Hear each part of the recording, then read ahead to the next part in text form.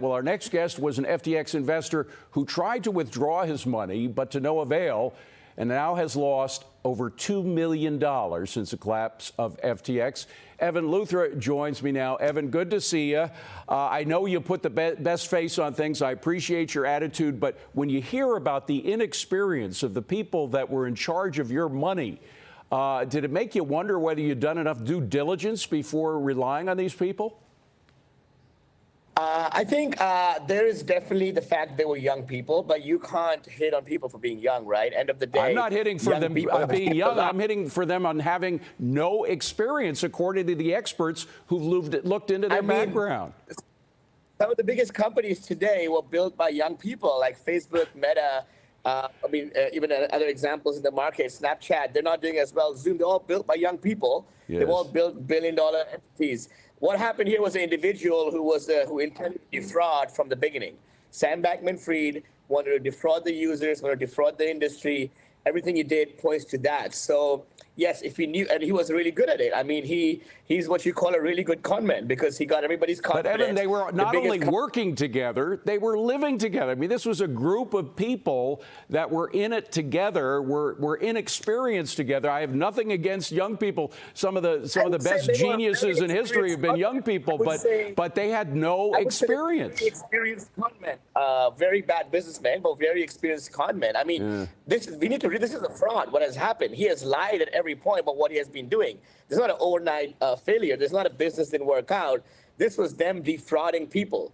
This is FTX CEO going on stage and going publicly and tweeting that funds are safe, assets are secure. They were never secure. They were using it to buy houses. We just heard from the new CEO that they were using company funds to buy houses and with tens of millions of dollars. This was all fraud. But Evan, should you not have checked the security before you entrusted them with $2 million of your dollars?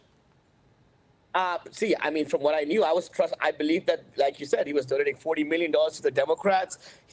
Anybody who would look at this, I can't do deep due diligence. I don't have any auditing records. I could only test from what the market shows.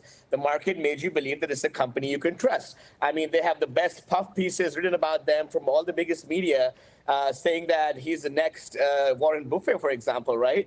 So this was what we were reading, and when you read this kind of stuff, you would build trust. But Evan, it's a moment of it's got to be a moment of self-reflection for you. You've got to self-reflect and say, and you've got to say to yourself, I've got to do more due diligence. I can't rely on these reports. They're not enough, right? This is a great example why Bitcoin is the best investment out there, because not your keys, not your crypto. If I had kept that $2 million on my Bitcoin wallet, that money would still be with me today. I made the wrong decision of trusting somebody like FTX and giving them my Bitcoin, giving them my crypto, so then they could give me IOUs, and then they went under and they scammed us. So a very big lesson for me, I think a very big lesson for everybody who's in crypto, that not your keys, not your crypto. You have to hold your own coins to actually claim ownership. Well, and I think this was a very big I got a final question because I got to move on, but we just did a report on the possibility of a recession. You know that it looks like the winds of recession are blowing in this direction. Wouldn't you feel safer getting a one-year Treasury bill at 4.6% interest rate, and you know you're going to get your principal back? I mean, what's wrong with going in that safe route with a recession coming rather than investing more money in crypto? Cover your bases. Cover your bases. I have all my lifestyle expenses covered for the next 5 years. I can fly first class, have a vacation every month, and not have to worry about anything. I don't have to work a day in my life.